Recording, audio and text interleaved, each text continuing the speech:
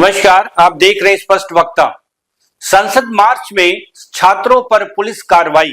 अब supreme court पूछेगा, युवाओं की आवाज दबाई गई या कानून की हद टूटी। युवा सवाल पूछें तो क्या होगा, संसद तक अपनी आवाज लेकर जाए तो क्या होगा, क्या उन्हें सुना जाएगा या बैरिकेडिंग के पीछे रोक दिया जाएगा। जुलाई में संसद मार्च के दौरान छात्रों पर पुलिस के बीच हुई टकराव ने अब एक बड़ा सवाल खड़ा कर दिया है। मामला सुप्रीम कोर्ट पहुंचा तो अदालत ने सिर्फ पुलिस की कार्रवाई पर नजर डालने की बात नहीं कही, बल्कि पूरी घटनाक्रम की जांच के लिए हाई पावर कमेटी बनाने का आदेश दिया। यानी मामला अब सिर्फ छात्रों की शिकायत बनकर नहीं रह गया है, देश की सबसे बड़ी अदालत ने इसे गंभीरता से लिया है। छात्रों का आरोप है कि प्रदर्शन के दौरान पुलिस ने उनके साथ ज्यादती की है। सवाल यह है कि आखिर उन युवाओं के साथ क्या हुआ है जो अपनी मांग लेकर सांसद की ओर बढ़ रहे थे। क्या उन्हें अपनी बात रखने का पर्याप्त अवसर मिला? क्या पुलिस कार्रवाई जरूरत से ज्यादा कठोर थी? क्या प्रदर्शनकारियों के खिलाफ दर्ज मुकदमों में लगाए गए आरोप वास्तव में उतने ही गंभीर थे जितना उन्हें बताया गया? और अगर कार्रवाई गलत थी तो जिम्मेदार कौन होगा? सुप्रीम कोर्ट ने जांच के लिए ऐसी कमेटी बनाने का निर्देश दिया है जिसमें पूर्व न्यायाधीशों और वरिष्ठ अधिकारियों को शामिल किया जाएगा। अदालत ने घटना से जुड़े वीडियो फुटेज और सीसीटीवी रिकॉर्डिंग सुरक्षित रखने की बात भी कही है। अब कैमरे खामोश नहीं रहेंगे। जो कुछ हुआ अगर वह कैमरे में कैद है तो जांच में सामने आ सकता है। किसने रोका, कहां टकराव हुआ, किसने बल प्रयोग किया और क्या प्रदर्शन के दौरान छात्रों के अधिकारों का उल्लंघन हुआ? क्या इन सवालों के जवाब अब बेहद महत्वपूर्ण हैं।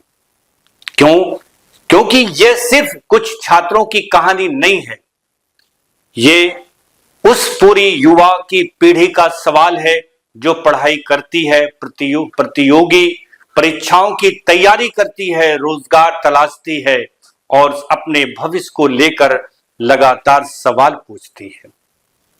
जब यही युवा सड़क पर उतरकर अपनी आवाज लोकतंत्र के सबसे बड़े दरवाजे संसद तक पहुंचना चाहते हैं तो लोकतंत्र की परीक्षा भी होती है।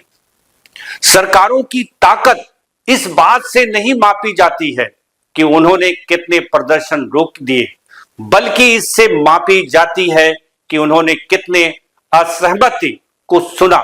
बेशक कानून व्यवस्था बनाए रखना पुलिस की जिम्मेदारी है, लेकिन सवाल यह भी है कि कानून व्यवस्था और नागरिक अधिकारों के बीच सीमा रेखा कहां है।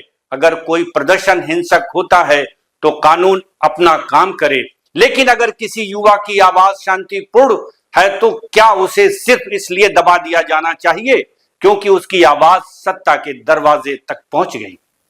यही वह सवाल है जो इस पूरे मामले को बेहद संवेदनशील बना देता है। और महिला प्रदर्शनकारियों की शिकायतों को लेकर भी सुप्रीम कोर्ट ने जांच के निर्देश दिए हैं। अब छात्रों के खिलाफ दर्ज प्राथमिकताएं भी प्राथमिक जांच के दायरे में है।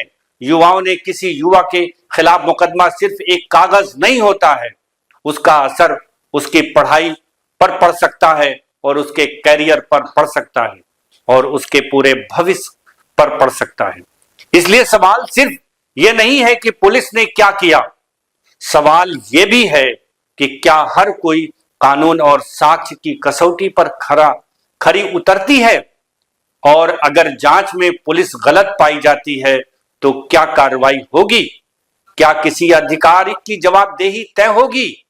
क्या छात्रों को न्याय मिलेगा? और अगर छात्रों की तरफ से कानून तोड़ने की बात सामने आती है तो क्या उस पर भी निष्पक्ष कार्रवाई होनी चाहिए? क्या क्योंकि न्याय का मतलब किसी एक पक्ष को सही साबित करना नहीं, न्याय का मतलब है कि जिसकी गलती हो उसकी जवाबदेही तय हो। लेकिन इस पूरे विवाद में एक आवाज सबसे ज्यादा महत्वपूर्ण है, युवाओं की आवाज। क्योंकि आज संसद के बाहर खड़ा युवा सिर्फ अपनी आज की मांग नहीं उठा रहा है, वो अपने कल का सवाल पूछ रहा है। रोजगार का सवाल, शिक्षा का सवाल, अवसर का सवाल और अपने लोकतांत्रिक अधिकारों का सवाल। अब सुप्रीम कोर्ट की निगरानी में होने वाली जांच यह तय करेगी कि क्या उस दिन सांसद मार्च में आखिर हुआ क्या था। लेकिन उससे भी बड़ा सवाल देश के सामने रहेगा, क्या हमारा लोकतंत्र युवाओं की आवाज सुनने के लिए तैयार है? क्योंकि युवा को चुप कराने से सवाल खत्म नहीं होते हैं, सवाल और बड़े हो जाते हैं।